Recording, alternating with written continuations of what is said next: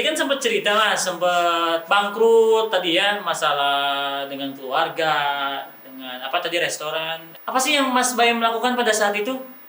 Apakah mendekati Allah sambil mengadu, ya Allah kenapa saya jadi begini, atau justru malah semakin jauh dari Allah?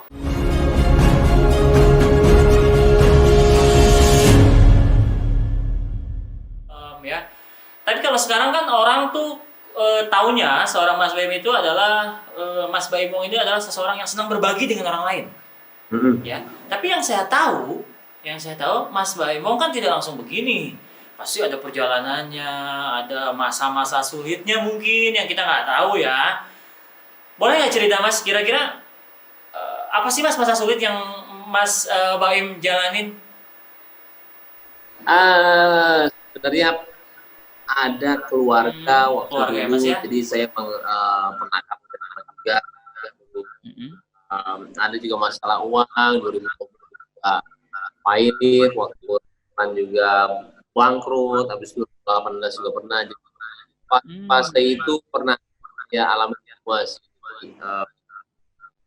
Kayaknya pasti tahapan sekarang saya udah dititipin, tapi dengan kita pemikiran berbeda dalam arti bisa berpikir dewasa lah, istilahnya semuanya seperti Masya Allah, luar biasa banget loh. Ini sebuah apa ya, ungkapan apa ya, susunan kalimat yang saya tidak akan menyangka sama sekali akan keluar dari seorang Mas Baim Wong loh. Sampai ada kata-kata bahwa ini semua titipan, kita menjalankannya dengan kedewasaan. Ini kok bisa sih Mas sampai terpikir seperti itu gitu, sampai menyadari bahwa ini semua titipan dan harus dihadapi dengan kedewasaan? Pasti ada perjalanannya. Boleh cerita Mas perjalanannya kayak gimana? Semuanya itu sebenarnya dari pengalaman pribadi ya, di apa yang kita udah alami. Pengalaman pribadi, oke. Ternyata juga bilang juga kesuksesan itu sebenarnya ya, yang ada cuma kebahagiaan. Kalau kita sukses juga, lahir ternyata masih ada lagi yang mau kita tuju. Jadi kalau saya bilang sukses kan nggak ada yang ada. Menurut saya kalau bahagia itu artinya ya ketika saya, jadi buat saya nggak tahu, tapi semakin saya berpikiran seperti itu, semakin kita memberi, dapatnya juga tambah banyak. Masya Allah. Nggak tahu maksudnya, nggak ngerti lah, tapi ya saya jalan. Oh gitu ya Mas, Masya Allah. Jadi Mas Baimong ini sudah pada tahapan yakin bahwa dengan banyak memberi kita akan jadi banyak menerima. Itu maksudnya Mas? Sebenarnya keyakinan itu juga nggak ada. Oh malah nggak ada. Yang kelihatannya seperti itu, bukan saya berpikiran pokoknya kita harus banyak ya, habis itu kita dapatnya banyak. Bukan, jadi memang ya nggak pernah berpikiran seperti itu emang. Jalanin aja gitu Mas ya? Iya, takutnya kalau emang orang udah berpikir itu, takutnya ya karena kita mau lakukan karena sesuatu timbal balik. Ya betul, timbal balik. Justru malah harusnya pamrih, jadi malah pamrih ya kalau berpikir seperti itu ya. Tapi kan kalau kita lihat di Al-Qur'an ya Mas ya, disebutkan bahwa orang yang bersedekah terus dia dari hati, maka Allah akan gantikan 700 kali lipat. Mungkin itu yang sudah Mas Baim lakukan sekarang, dan Mas Baim tidak sadar, tapi ya mudah-mudahan itu jadi catatan amal yang baik dan mudah-mudahan mendapatkan yang terbaik dari Allah gitu Mas. Amin ya. Nah, tadi kan sempat cerita Mas, sempat bangkrut tadi ya, masalah dengan keluarga, dengan restoran. Tadi restoran. Apa sih yang Mas Baim lakukan pada saat itu? Apakah mendekati Allah sambil mengadu, ya Allah kenapa saya jadi begini, atau justru malah semakin jauh dari Allah? Jadi saya 2012 saya cerita. 2012, oke. 2012 itu saya bangun satu restoran. Restoran besar ya. Saya itu juga setelah 1,5 tahun itu bangkrut, dan bangkrut. Juga, setelah nggak punya duit, kita disisain istilahnya utang 1,5. Gede banget utang sekali. Terus juga akhirnya ada yang bilang ini saya nipu lah, saya bohong. Nah di situ saya ngerasa kayak semuanya bertubi-tubi sih, dan saya tuh orang itu kayak mengeluh atau enggak apa, saya selalu pikirnya apa nih harus gue lakuin. Oke. Akhirnya waktu itu juga Bangkit, pertama coba bangkit saya ya. hutang, saya waktu itu kayak nggak ada teman dalam arti Nggak ada saya nggak tahu teman. nih ketika saya ngomong sama teman saya percaya nggak mata saya ibu nih sialan nih gini. Jadi Wah. saya lama-lama nggak tahu Iya. saya mana. Benar. Kita saya ngejalanin itu ada sekitar 3 tahun, dan di situ 3 tahun 3 itu saya tahun. cuma saya sholat, saya cuma kerja depan masjid sholat karena saya tahu lagi Masya Allah. Masya Allah. benar-benar bersandarnya saya nggak tahu siapa karena Masya apa, tapi kok fitnahnya, habis utangnya, apa Ya, buat. tubi-tubi ya. Jadi kayak saya cuma begitu selama 3 tahun, terus 3 tahun. kenapa ya ini, maaf lagi ini mungkin dosa-dosa saya dulu kali mau diiniin. Tapi akhirnya juga setelah 3 tahun satu-satu semua teman saya datang ke saya dan saya minta maaf karena ternyata itu. Jadi perjalanan 3 tahun merubah saya. Masya Allah. Benar-benar merubah seorang Mbak Emong ya selama 3 tahun ya. 3 tahun saya lama banget. Saya nggak bisa kemana-mana karena saya nyaman kemana-mana, nggak tahu kemana. Cuma jalan ke masjid, pulang, main, gitu ya terus setiap hari. Masya Allah. Jadi pada masa-masa itu bisa dikatakan Mas Baim ini ada semacam perjalanan spiritual ya. Betul. Selama 3 tahun pulang pergi masjid, menjalani hal yang sulit ini. Nah, jadi saya ingin tahu sekarang, sebenarnya titik bangkit seorang Mbak Emong ini pasti ada titik bangkit nih. Titik bangkitnya kapan sih? Ketika orang memfitnah, terus teman-teman menjauh, itu kapan titik bangkitnya, Mas? Di mana? Titik baliknya dalam arti Mas Baim akhirnya memutuskan untuk gak bisa gini nih, gua harus bangkit, gua harus membuktikan pada semua orang bahwa fitnah itu bohong, bahwa saya bisa menjadi sesuatu. Detik itu juga, karena kan ketika kita kan 1,5 itu kan semuanya tidak mau tanggung ya. Akhirnya saya yang membayar orang.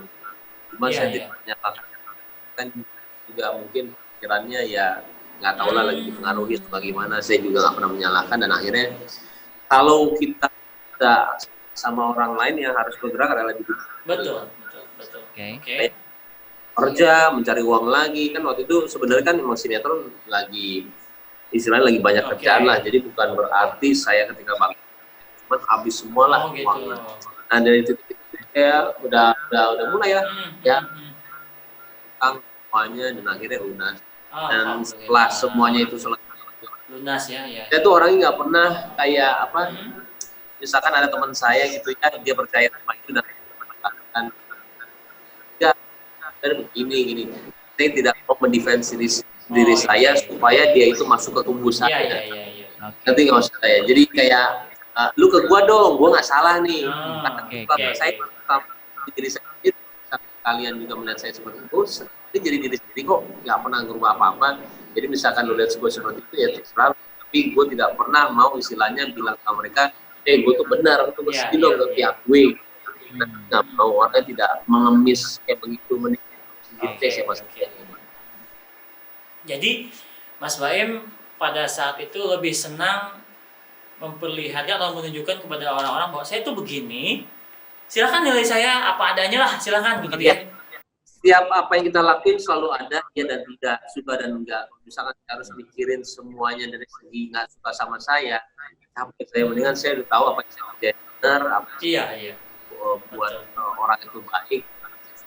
Pemikiran orang saya tidak pernah mau ambil pusing, karena menurut saya itu semuanya wewenang Allah untuk pikiran, tapi saya tidak mau seperti itu saya. Masya Allah.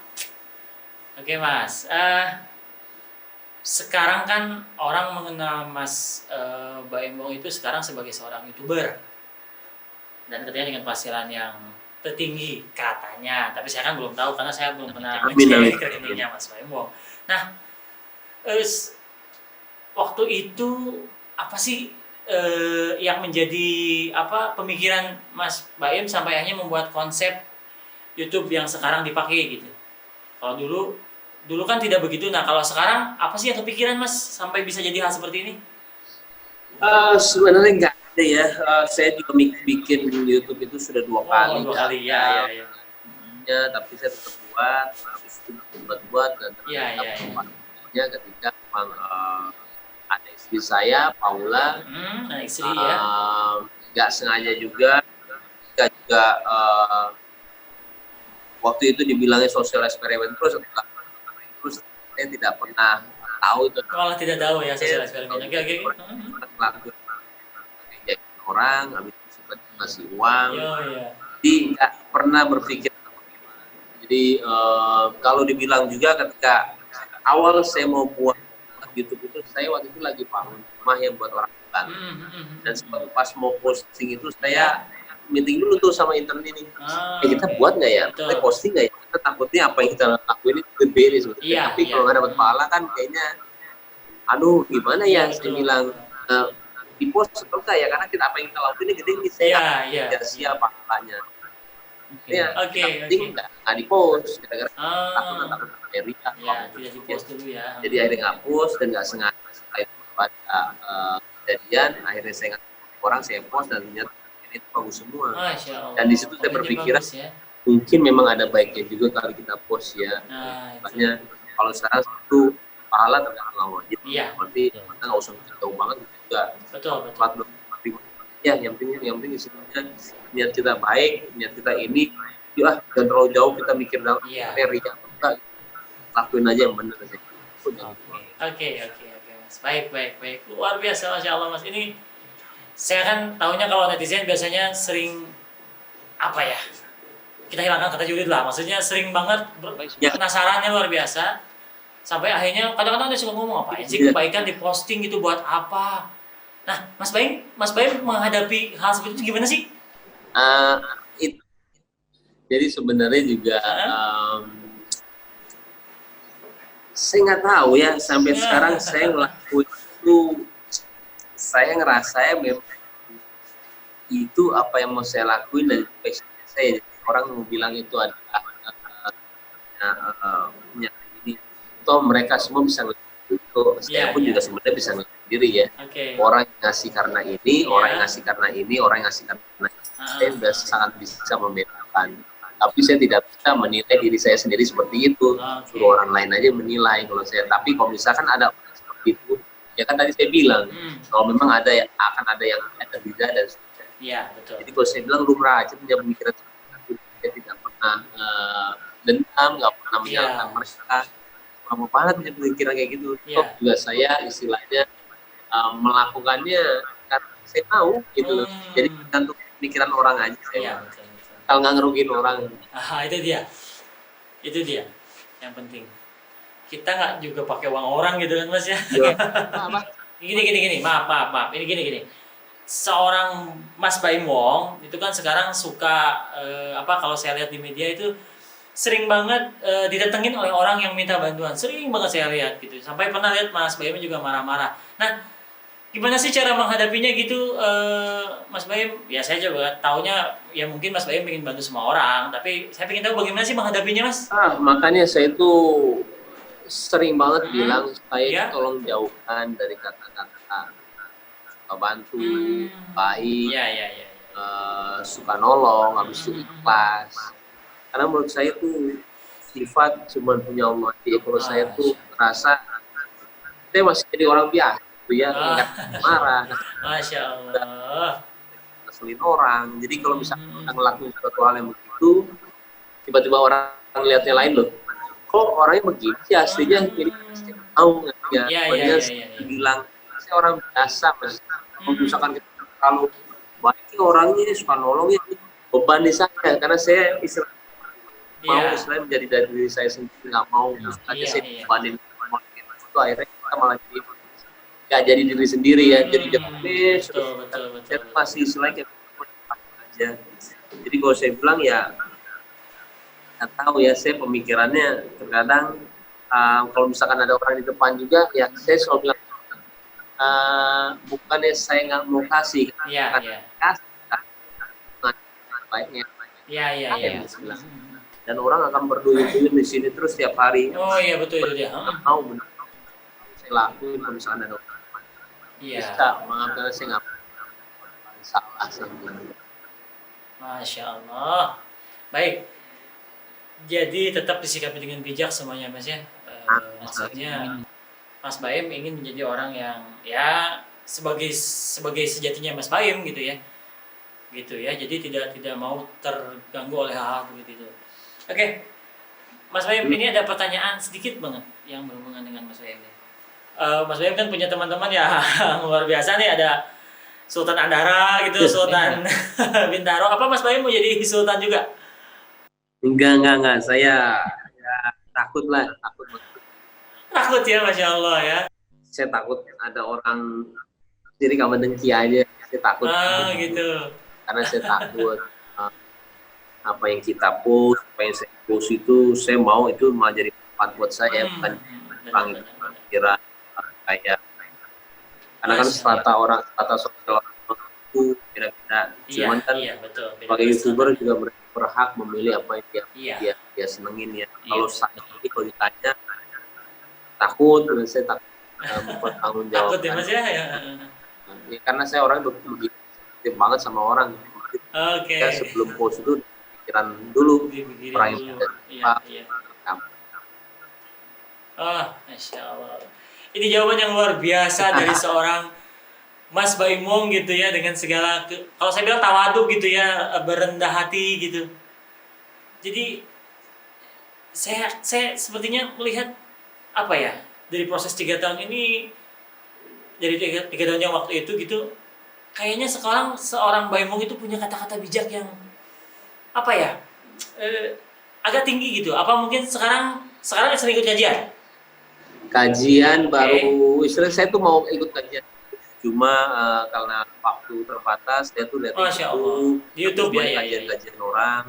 Makanya sekarang itu udah mulai di sini saya udah mulai panggil yang Ustadz banget dengan artis ini kayak ini kan istri saya nonton gitu ya, dan akhirnya bisa bicara sama beliau gitu ya.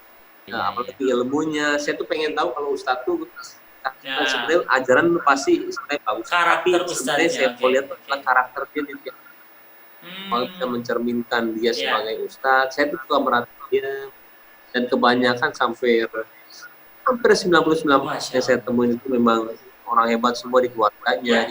Nggak salah ya Mas. Jadi nggak salah saya. Masya Allah. Seorang Mbak Imwang yang sekarang ini bisa dekat dengan Ustadz-Ustadz, Masya Allah. Saya juga pernah lihat tuh waktu dengan Agim, dengan Ustadz Adi, Bayat, dia Masya Allah ya Mas ya. Iya betul. Ini gini kan, apa ya?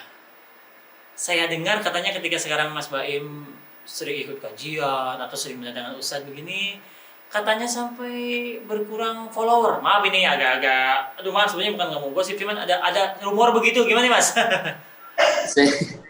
Kalau saya itu mah nggak peduli ya, dalam arti nggak peduli, malah orang bilang turun, tapi tiba-tiba ya yang terjadi ya sebenarnya turun malah naik.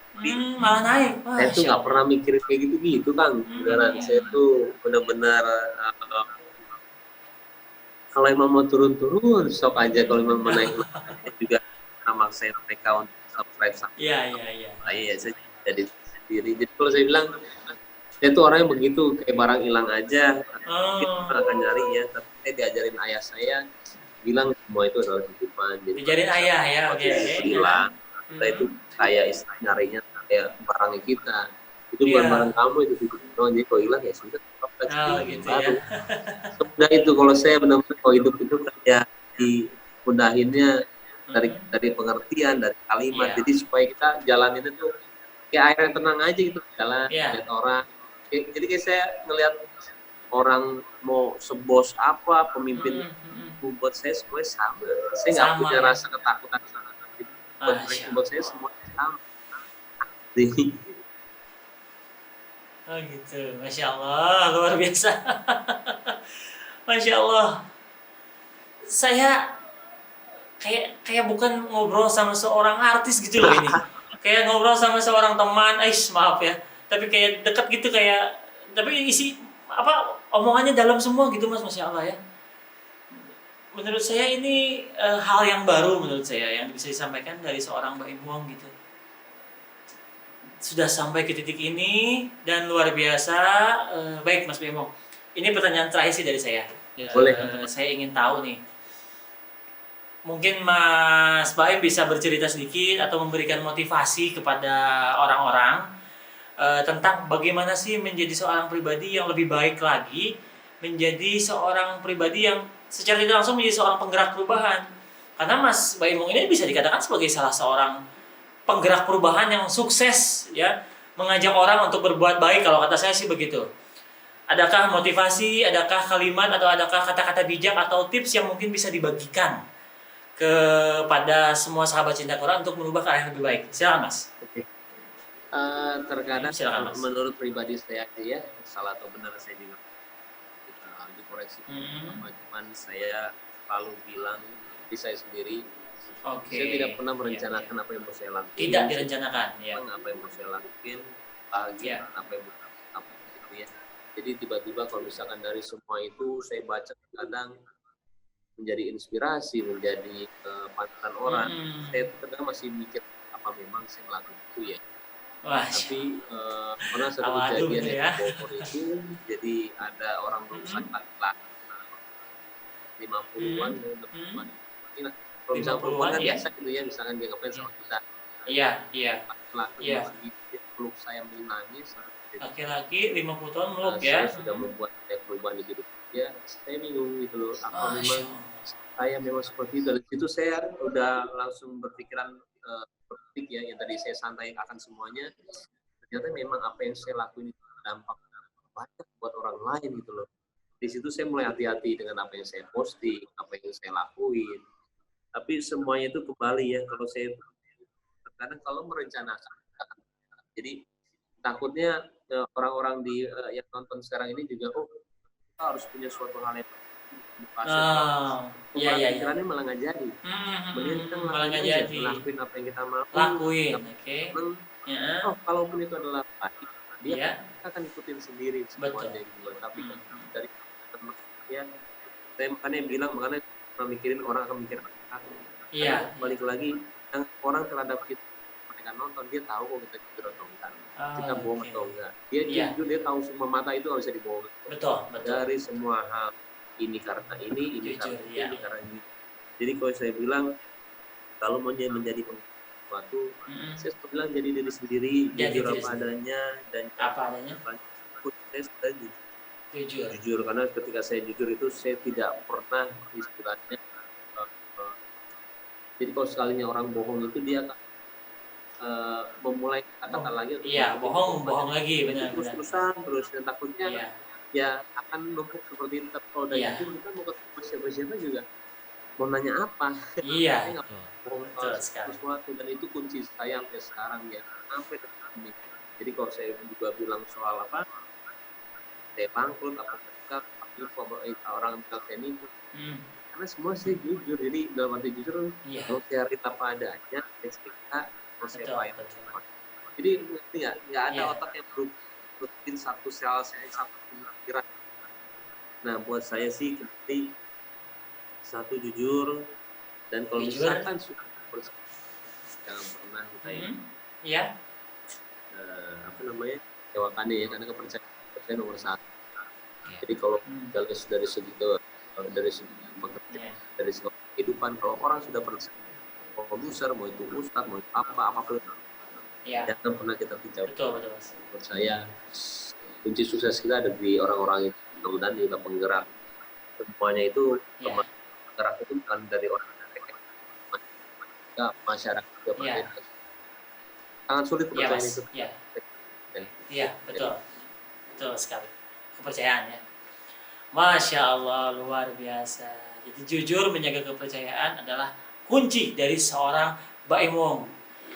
Baik Mas, Masya Allah, terima kasih banyak atas waktunya. Terima kasih juga sudah mau bergabung dengan Amazing Quran, Amazing Muharram, Insya Allah kita semua selalu mendoakan yang terbaik untuk Mas Baim Wong. Amin dong. Pokoknya untuk Mbak Paula, untuk anaknya Mas Baim, semuanya diberikan kesehatan, kelancaran, rezeki, dan segala macam yang kebaikan dari Allah Subhanahu wa Ta'ala. Terima kasih. Sama-sama Mas. Terima kasih banyak ya Mas. Terima kasih banyak. Terima kasih sudah bergabung, dan saya tutup. Assalamualaikum warahmatullahi wabarakatuh. Waalaikumsalam warahmatullahi wabarakatuh. Masya Allah. baik itu tadi apa yang saya obrolkan dengan Mas Baim Wong ini.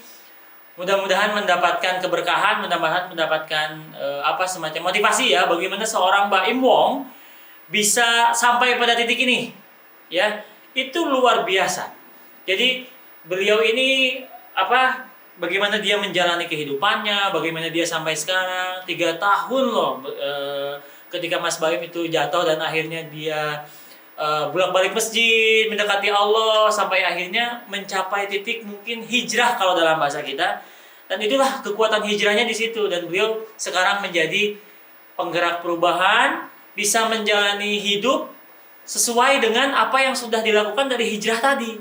Dan kita bisa lihat bagaimana seorang Baim Wong sekarang ya, bagaimana beliau sangat humble, sangat baik hati. Bukannya beliau menolak tidak mau membantu orang, tapi ya beliau juga berkata saya kapasitasnya tidak mau dianggap sebagai orang baik. Saya adalah saya, Baim Wong adalah Baim Wong. Masya Allah ya, ini sesi pertama yang luar biasa. Saya aja merinding sebetulnya karena ngobrol dengan seorang artis besar dan ternyata sangat humble, sangat baik hati dan mau memberikan waktunya untuk berbagi bersama kita sahabat.